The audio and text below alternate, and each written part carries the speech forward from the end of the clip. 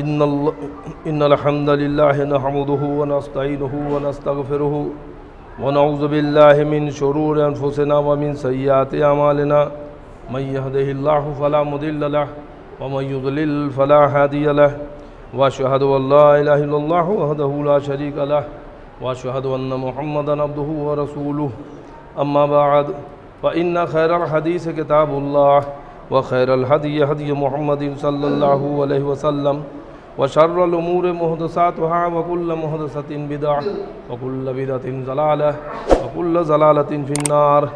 अऊज़ु बिल्लाहि समील अलीम मिनश शैतानिर रजीम। बिस्मिल्लाहिर रहमानिर रहीम। अल्लज़ीना युनफ़िक़ूना फ़िस्सर्राइ वज़्ज़र्राइ वल काज़िमीनल ग़ैज़ वल आफ़ीना अनिन नासि वल्लाहु युहिब्बुल मुहसिनीन। वल्लज़ीना इज़ा फ़अलू फ़ाहिशतन औ ज़लमू अनफुसहुम ज़करुल्लाह फ़स्तग़फ़रू लिज़ुनूबिहिम व मन यग़फ़िरुज़्ज़ुनूब इल्लल्लाहु व लम युसिर्रू अला मा फ़अलू व हुम यअलमून। उलाइका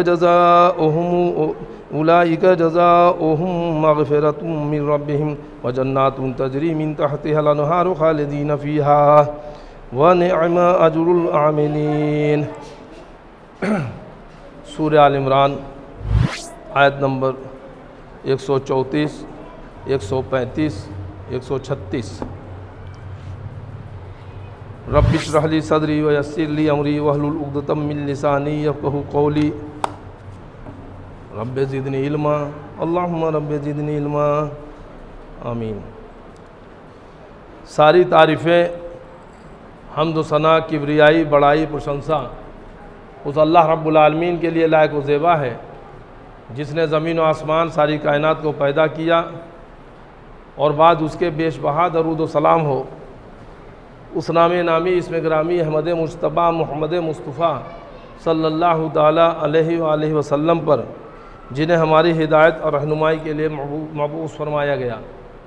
मुअज़्ज़ज़ हाज़रीन जुमा और जहाँ तक मेरी आवाज़ पहुँच रही हो सुनने वाली सभी काबिल एहतराम दीनी माँ और बहनों, अल्लाह रब्बुल आलमीन की तौफ़ीक़ से एक बार फिर आज बतारीख़ 2 जुलाई सन 2021 बरोज़ जुमा मोहम्मदी मस्जिद अहले हदीस मिर्ज़ापुर यूपी की सरज़मी पे नमाज जुमा अदा करने की और उसके पहले खुतबा जुमा के ताल्लुक़ से रब का कलाम और नबी का फ़रमान मुझे कहने की, आप लोगों को सुनने की जो अल्लाह ताला ने तौफ़ीक़ दी, उसके लिए सबसे पहले तो मैं अल्लाह रब्बुल आलमीन का शुक्र अदा करता हूँ और कुछ भी कहने सुनने से पहले ये दुआ करता हूँ कि अल्लाह तू मुझे हक़ कहने की और आप सबों को हक़ सुनने की और हम सबों को कहने सुनने से ज़्यादा अमल करने की तौफ़ीक़ अता फ़रमा, आमीन या रब्बल आलमीन। दोस्तों, आज का जो मौजू है वो है जन्नती आमाल। वो कौन से आमाल हैं जो हम और आप करें तो इंशाअल्लाह जन्नत के हक़दार बन सकते हैं। और वो अमाल अल्लाह रब्बुल आलमीन ने हमें बताए हैं कुरान मजीद के अंदर कि ये काम जो करेगा वो जन्नत के बागों में, बागीचों में, जन्नत में दाखिल होगा, जन्नत में रहेगा इंशाअल्लाह। अभी मैंने आपके सामने खुतबा मसनूना के बाद कुरान मजीद के सूरह आल इमरान के आयत नंबर 134, 135, 136 इसकी तलावत की, जिसमें अल्लाह रब्बुल आलमीन ने इरशाद फरमाया है कि और जो लोग अल्लाह की राह में ख़र्च करते हैं, चाहे खुशहाली हो या तंगी हो, और गुस्से को पी जाते हैं और लोगों के कसूर माफ़ करते हैं, तो अल्लाह भी ऐसे नेकी करने वालों से मोहब्बत रखता है। सूरह आल इमरान आयत नंबर 134। अल्लाह रब्बुल आलमीन इरशाद फरमा रहे कि जो लोग अल्लाह की राह में ख़र्च करते हैं, खुशहाली हो चाहे तंगी हो, ऐसा नहीं कि उनके पास जब बहुत खुशहाल होते हैं, उनके कारोबार और तिजारत बहुत अच्छे चल रहे होते हैं, या अल्लाह रब्बुल आलमीन ने उन्हें माल मता बहुत अच्छे से फराहम किया है तो ही खर्च करते हो, ऐसा नहीं। बल्कि वो ऐसे लोग होते हैं कि जो खुशहाली में तो खर्च करते ही करते, तंगी में भी खर्च करते हैं कि चलो पहले हम 100 रुपये देते थे तो आज 10 ही रुपये दें, लेकिन हम देंगे। यानी उनको अल्लाह की राह में खर्च करने की आदत होती है। उन्हें एक तरह से सुकून नहीं मिलता, दिल नहीं भरता, दिल नहीं जमता है कि अल्लाह की राह में जब तक हम कुछ खर्च न करें। तो अल्लाह की राह में वो खर्च करते हैं, खुशहाली हो और या तंगी हो, दोनों हाल में। और गुस्से को पी जाते हैं। जब गुस्सा कभी आता है उनके ऊपर तो उस गुस्से को पी जाते हैं। अब यहाँ गुस्से के ताल्लुक से भी समझ लें कि गुस्सा भी 2 किस्म का होता है। एक तो ये गुस्सा होता है कि किसी ने हमें बुरा भला कह दिया, किसी ने हमें गाली गलौज दे दिया, कहीं हम साइकिल से बाइक से बाज़ार में जा रहे हों, तभी सामने से कोई आगे, पीछे से कोई आगे, किसी ने ठोक दिया, तो कोई धक्का लग गया, मान लीजिए हम लड़खड़ा गए या गिर गए, उसके ऊपर भी गुस्सा आ जाता है। कभी हम सड़क के किनारे चले जा रहे हों और कोई बाइक से या 4 व्हीलर से कोई गया, बरसात का पानी मान लीजिए गड्ढे में जमा हो और उसने उससे छपाक से गाड़ी दौड़ाई और उसका छींटा आपके कपड़े पे पड़ गया, फिर भी गुस्सा आ जाता है। कोई आप जा रहे हो, किसी ने अपने घर की खिड़की में से कोई चीज़ फेंका और गलती से आपके कपड़े पे आके गिर गया, फिर भी गुस्सा आ सकता है। एक गुस्सा तो ये है। तो यहाँ पे गुस्से को पी जाना वो एक मोमिन की निशानी है। और ये कि चलो भाई वो देखा नहीं तो उसने खिड़की में फेंक दिया, गलती थी लग गई, या चलो भाई वो आ रहा था उसका डिसबैलेंस हो गया, बाइसिकल या बाइक, तो लग गया, धक्का लग गया होगा। चलो भाई 4 व्हीलर में है, उनको नहीं पता होगा कि भाई पानी में ये गड्ढा है, जमा है पानी, या कि ऊपर से आया, ये सब बहुत से इम्कान हैं। लेकिन एक ये भी होता है कि कहीं आप अपने फैमिली परिवार के साथ जा रहे हो और कभी कोई 2-4 बदमाश आपको घेर लें और आपके इस फैमिली को जो है कुछ छेड़ने लगे, सामान लेकर भागने लगे, कोई बदतमीजी करने लगे, तो एक वहाँ भी गुस्सा आता है। कभी आप के सामने कोई गैर मुस्लिम हो, कोई इस्लाम दुश्मन हो, कभी कुरान के ख़िलाफ़, अल्लाह और उसके रसूल के ख़िलाफ़, दीन के ख़िलाफ़ कभी कोई सी बात बोल जाए जो नाजेबा कलमात हों, तो भी गुस्सा आता है। तो वो गुस्सा पीने वाला नहीं है कि उसको पी जाए, उसको बोलने दे, अच्छा बक तू बक जो बकना है।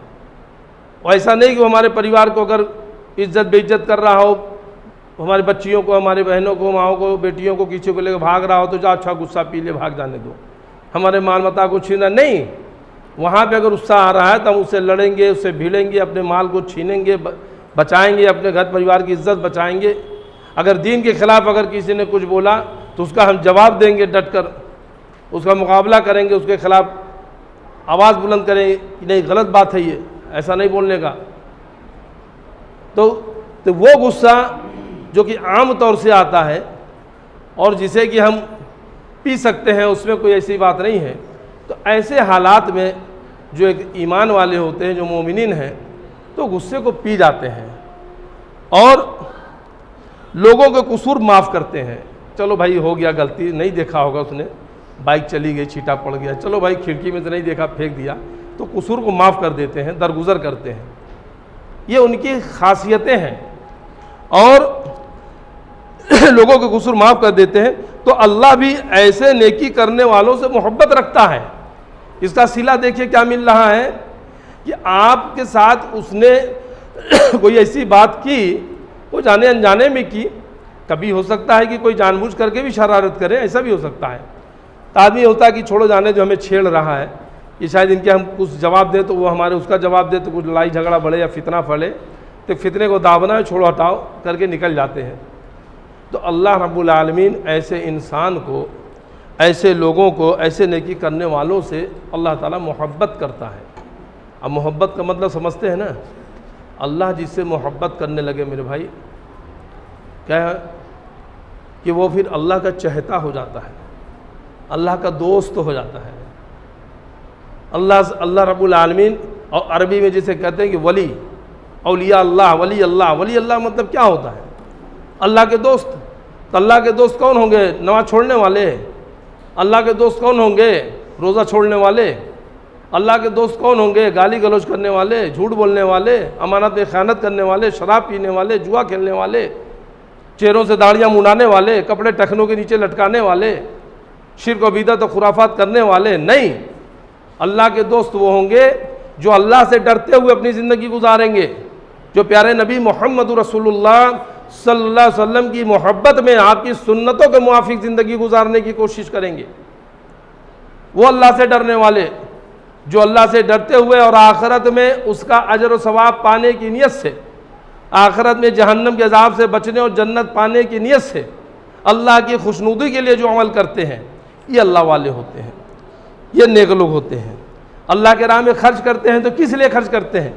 इसलिए नहीं कि हम अल्लाह की राह में खर्च कर रहे हैं तो इंशाअल्लाह ये हमारा माल सदक़े जारिया में होगा। अगर हमने अल्लाह के राह में मस्जिद में दे दी, मदरसे में दे दी, किसी हाफिज़ कुरान को बेचारा गरीब हो उसको हमने पढ़ा लिखा कर उसके हाफिज़ कुरान बनाया, किसी दीन का इल्म किसी को पहुँचाया सिखाया, रब का कुरान जो है छपवा के या ख़रीद के या लेकर के उसको लोगों तक पहुँचाया, दीनी किताबें फ़राहम की, मदारिस में किताबें भिजवाया, जो भी कोई इस तरह की चीज़ें, तो जब तक वो अमल हमारा वो जारी रहेगा तब तक उसका सवाब इंशाअल्लाह हमें जीते जी मरने के बाद भी मिलता रहेगा।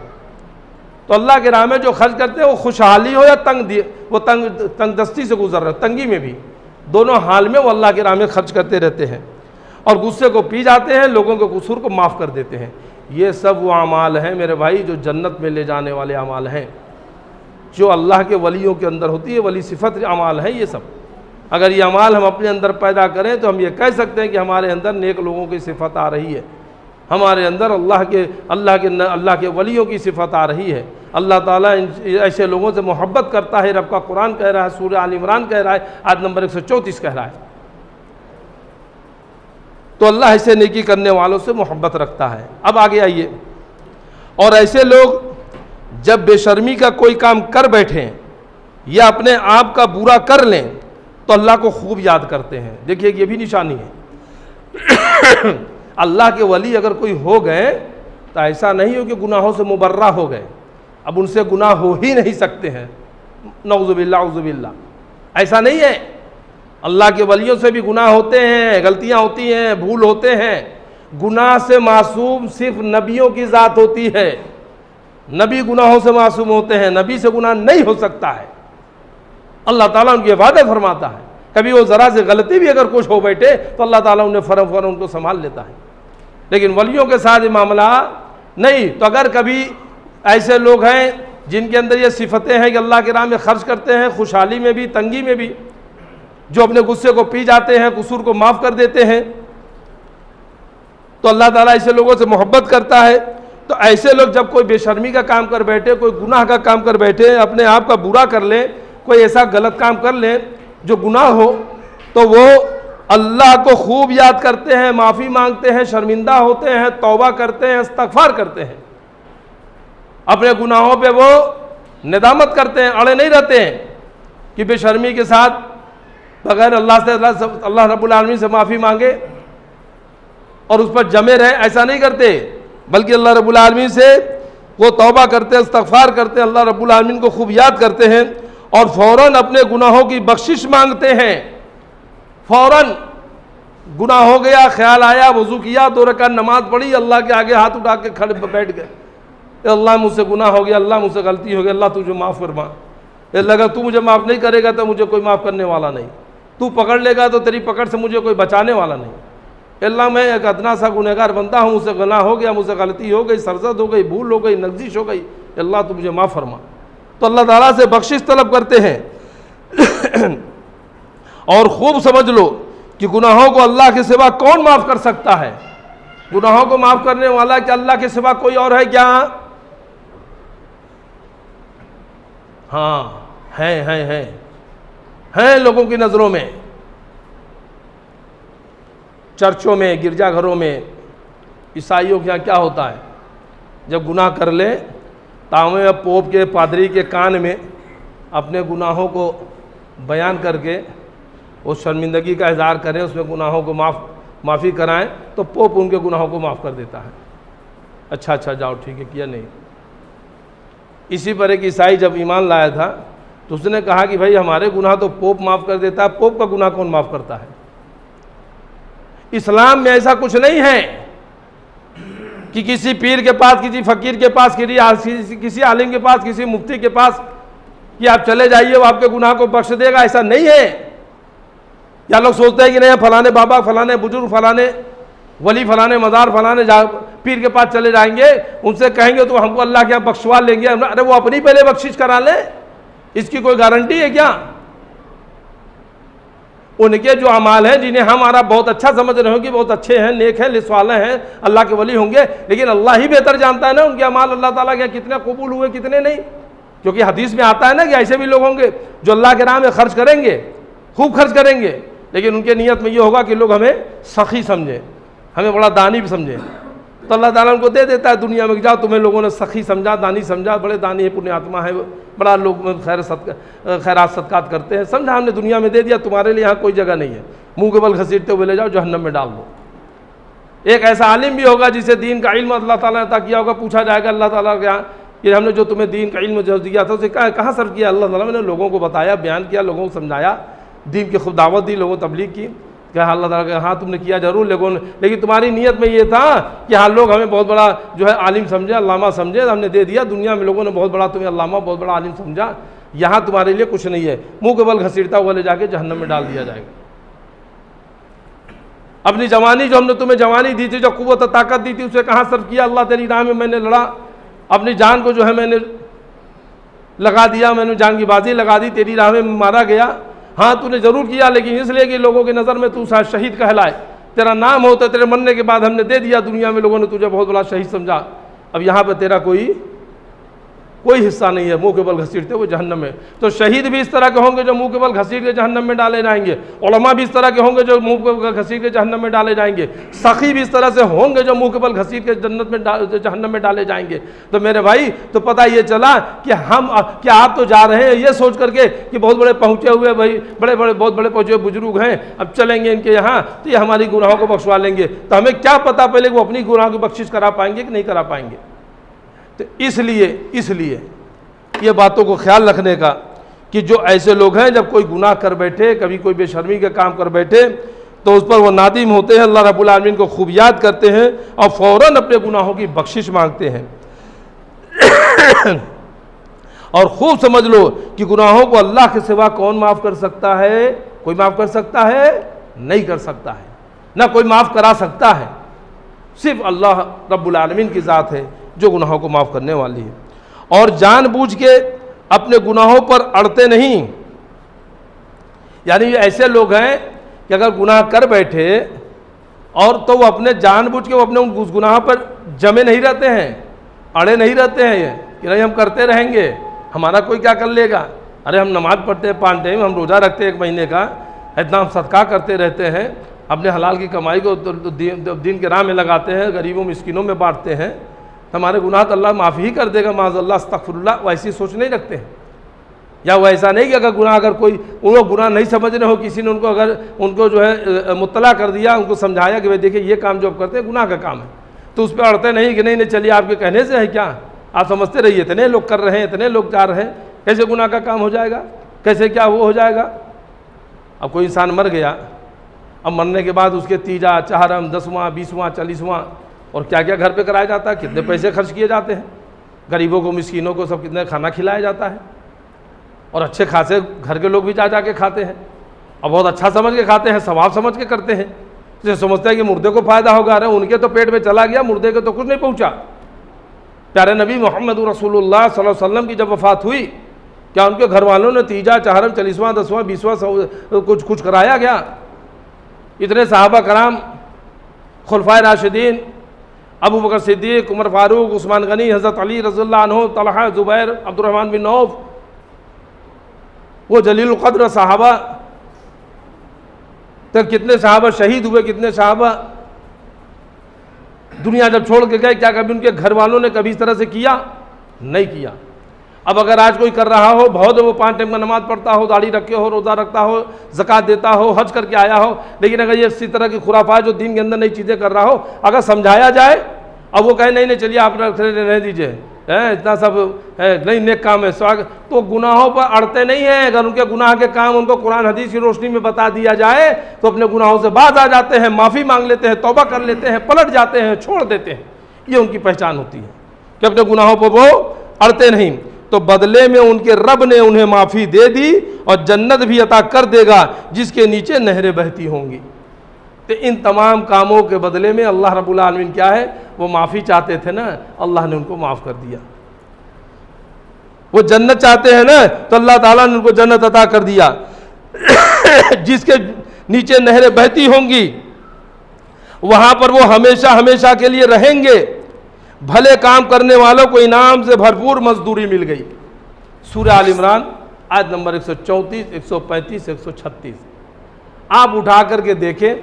रब के कुरान की आयतें हैं, किसी मौलवी की तकरीर नहीं, किसी मुसन्निफ की तहरीर नहीं, किसी मौलवी का मुफ्ती का फतवा नहीं, रब का कुरान है। सूरह आल इमरान है, आयत नंबर 134, 135, 136 है।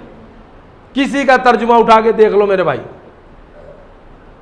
ये जो लफ्ज़ लफ्ज़ मैंने अभी आपके सामने बयान किया है तर्जुमे के ताल्लुक से, वो कुरान का तर्जुमा तशरीह के तौर पर भले उसमें मेरे अल्फाज रहे हों, लेकिन आप मफहूमन उठा करके आप देख लें रब के कुरान से, जब है कि हाँ ये कुरान मजीद में मौजूद है, तब आप मान लीजिए पेशानी का झूमर बना लीजिए।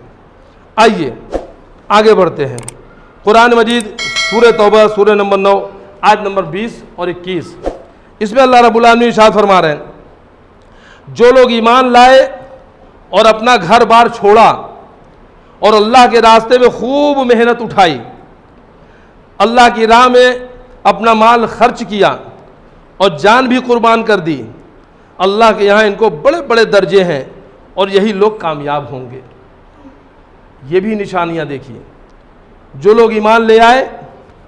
अच्छा, ईमान लाने का मतलब क्या है? ईमान लाने के बच्चा तो जो भी पैदा होता है वो सारे बच्चे मुस्लिम होते हैं, फितरत इस्लाम पे पैदा होते हैं। ये तो हमें आपको पता ही हदीस की रोशनी में, कोई भी बच्चा हो किसी भी घर घराने में कहीं भी पैदा हो, बच्चे सब मुस्लिम होते हैं। अब उनके माँ बाप उनके घर वाले उन्हें जैसी तरबियत दें, कोई मजूसी बनता है, कोई यहूदी बनता है, कोई ईसाई बनता है, मुसलमान घर के पैदा हो मुस्लिम बनता है। लेकिन अब मुस्लिम घर में भी पैदा होकर जब बड़ा होता है तो आज मुस्लिमों में भी बहुत से टुकड़े टुकड़े हो चुके हैं, बहुत से गिरोह गिरोह बन चुके हैं, और उसमें हर गिरोह सोच रहा है कि हम जन्नत की राह पे चल रहे हैं। हर गिरोह के साथ कोई ना कोई उसका बानी है, कोई संस्थापक है, कोई फाउंडर है। और इस्लाम के अंदर कुल 73 टुकड़े हो चुके हैं। शेख अब्दुल कादिर जिलानी रहमतुल्लाह अलैह ने अपनी किताब गुनियतुत तालिबीन के अंदर आप देखिए तो कुल 73 फ़िरक़ों का पूरा नाम दिया है फाउंडरों के साथ में, कि किस किस फ़िरक़ों को बनाने वाला उसका बानी कौन है। मुझे जहाँ तक याद पड़ता है 41 फ़िरका शियों में, अब 32 फ़िरका सुन्नियों में, इस तरह से 73 फ़िरके हुए। और फिर उसमें शेख अब्दुल कादिर जिलानी रहमतुल्लाह ने भी लिखा है कि सिर्फ एक फ़िरका जन्नत में जाएगा जो हदीस की रोशनी में, तो वो भी बताया कि वो फ़िरका कौन सा है, जो अहलुल हदीस है, जो कुरान और हदीस को मानने वाले लोग हैं। ये एक ऐसी जमात, वाहिद जमात है, अकेली जमात है अहलुल हदीस, कि जिसका कोई बानी नहीं है, इसका कोई बनाने वाला नहीं, बल्कि हमारा इमाम, हमारे फाउंडर वो हज़रत मोहम्मद रसूलुल्लाह सल्लल्लाहु अलैहि वसल्लम है। आप कुरान की कोई एक आयत पेश कर दीजिए, प्यारे नबी मोहम्मद रसूलुल्लाह सल्लल्लाहु अलैहि वसल्लम की कोई एक हदीस पेश कर दीजिए, कुरान और हदीस की एक आयत पेश कर दीजिए, एक हदीस पेश कर दीजिए, आप हमसे मनवा लीजिए, आप हमसे मनवा लीजिए। कुरान और हदीस को पेश करके कि अल्लाह की बात है, अल्लाह के रसूल की बात है, तो मान ली जाएगी। अहलुल हदीस फिर किसी दूसरे की तरफ नहीं देखते। हम कोई भी काम कर रहे हो, अगर आपने बता दिया कि कुरान में ये है, हदीस में ये है, सही हदीस है, तो फ़ौरन वहाँ से पलट जाएंगे। और ये जमात प्यारे नबी मोहम्मद रसूलुल्लाह सल्लल्लाहु अलैहि वसल्लम के वक्त से चली आ रही। तो मेरे भाई, अल्लाह रब्बुल आलमीन इरशाद फरमा रहे कि जो लोग ईमान लाए और अपना घर बार छोड़ा, तो हो सकता है कि कुछ ऐसे लोग हों जो इन्हीं 73 ग्रुप में कहीं पैदा हो गए हों या और कहीं। अब जब वो ईमान लाए, कुरान और हदीस पर आए, तब उनके घर वाले उन्हें परेशान करने लगे हों, मोहल्ले वाले परेशान करने लगे हों, ख़ानदान से परेशान हो रहे हों, शहर से परेशान हो रहे हों, तो बेचारे अपना घर बार छोड़ करके निकल जाते अपना दीन बचाने के लिए। या उस वक्त में अल्लाह के नबी सल्लल्लाहु अलैहि वसल्लम के वक्त में भी जो मक्का से मदीना के लिए जो हिजरत की लोगों ने, और अगर आज भी अगर कोई अपना दीन बचाने के लिए अगर हिजरत करता है, घर बार छोड़ता है और अल्लाह के रास्ते में खूब मेहनत उठाई, यानी खूब मेहनत करता है कि अपने दीन को बचाने के लिए, अल्लाह के दीन को बचाने के लिए अल्लाह की राह में लगने के लिए कोशिशें करता है, खूब मेहनत करता है और अल्लाह के राह में अपना माल भी खर्च किया और जान भी कुर्बान कर दी, यानी उसे अल्लाह के राह में लगे उसने जान भी दे दी, या कभी उसमें दीन काम में लगे कोई उसे शहादत भी मिल गई, अल्लाह की राह में अगर वो मारा भी जा गया, तो अल्लाह रब्बुल आलमीन के यहाँ इनको बड़े बड़े दर्जे हैं और यही लोग कामयाब होंगे। अभी पिछली आयतों में सूरह आल इमरान के आयत नंबर 134, 135 और 36 में तो ये हुआ कि अगर किसी के अंदर इस तरह की चीज़ें हो कि अल्लाह की राह में खर्च करते हो, खुशहाली में हो, तंगी में हो और गुस्सा पी जाने वाले लोग हों, कोई गुनाह कर बैठे, बेशर्मी का काम कर बैठे, तो अपने गुनाहों से बख्शिश मांगे, अल्लाह ताला से सामने फ़ौरन अपने गुनाहों के लिए तौबा करते हैं, तो अल्लाह ताला ऐसे लोगों को माफ़ कर देते हैं। और एक दूसरा ये भी है कि जो लोग अल्लाह की राह में अपना घर बार छोड़ करके निकलें, अल्लाह के रास्ते में खूब मेहनतें करें, अल्लाह के दीन के लिए जो है अपने तन मन धन से लग जाएं, उसमें जो भी उनके पास अल्लाह ताला ने दिया सब उसमें खर्च करें, और अल्लाह की राह में अगर उन्होंने अपनी जानें भी कुर्बान कर दी, तो अल्लाह रब्बुल आलमीन की यहाँ इनके बड़े बड़े दर्जे हैं और यही लोग कामयाब होंगे। ये सब जन्नती अमाल हैं, ये जन्नत में ले जाने वाले अमाल हैं मेरे भाई। इनका रब इनको बशारत देता है अपनी तरफ से रहमत और रज़ामंदी के साथ ऐसी जन्नतों की जिसमें नेमत और आराम हमेशा कायम रहेगा। दुनिया में बड़ी मुसीबतें उठाई होंगी, तकलीफ़ें उठाई होंगी, भरपेट खाना हो सकता है कि ठीक से न खा पा रहे हो, बहुत अच्छे कपड़े न मैसर हुए हो ज़िंदगी में, बहुत ज़्यादा माल मता ना मिला हो, बड़ी बड़ी बिल्डिंगें, मकानात, मोटर गाड़ियाँ ना पाए हों,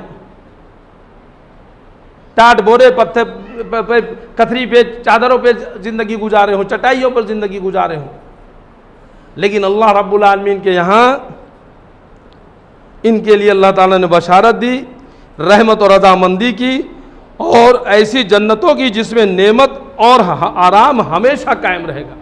वहाँ जब वो चीज़ पाएंगे जो जन्नत में, तो सारी चीज़ें भूल जाएंगे दुनिया की। एक हदीस में आता है मफ़हूमन उसका कि अल्लाह रब्बुल आलमीन आखिरत में एक ऐसा शख्स होगा जिसने दुनिया में बड़ी मुसीबत की ज़िंदगी गुजारी होगी, तो उसे भेजेंगे कि फरिश्तों को जो है ले जाओ इसे और जन्नत का गोता दे के ले आओ। जैसे कोई चीज़ होती है ना, इसे पानी में डुबो के निकाल ले, तब उसको ले जाएंगे, खाली जन्नत का इसे घुमा करके गोता दिला के ले आएंगे। तो पूछेंगे कि क्या कभी दुनिया में तुमने कभी कोई परेशानी, मुसीबत, तकलीफ़ देखी है? तो जन्नत के उस एक गोते से वो अपनी दुनिया की सारी परेशानी भूल जाए। अल्लाह ताला मैंने तो कभी दुनिया में मैंने कभी मुसीबत तकलीफ़ देखी ही नहीं। यानी सिर्फ एक गोता लेने भर से दुनिया की सारी तकलीफ़, सारी मुसीबतें भूल जाएगा।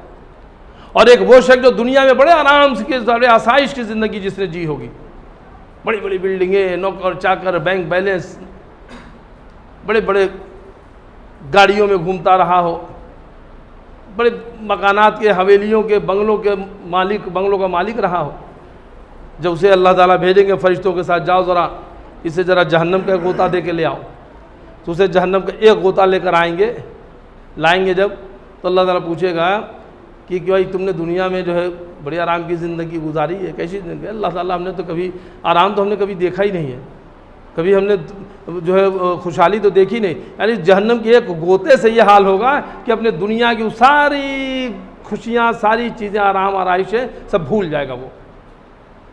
ऐसी जन्नत और ऐसा जहन्नम मेरे भाई।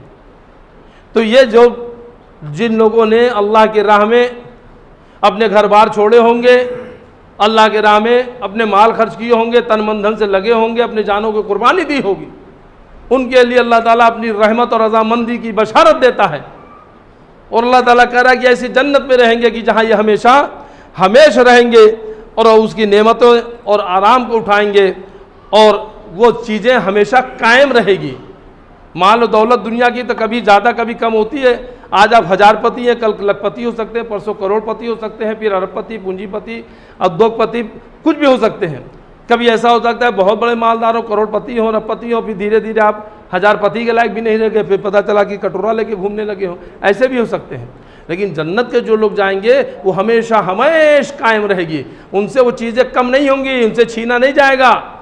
अभी बाज़ार आपको जाना हो तो दूध लेना हो तो पता चला 40 रुपये, 50 रुपये, 60 रुपये लीटर, भैया दूध है अच्छा, तो कहे आप 50-60 रुपये में 1 लीटर ले ले, 2 लीटर ले ले, फिर अरे नहीं भाई और घर का खर्चा और सामान है, नहीं हो पाएगा।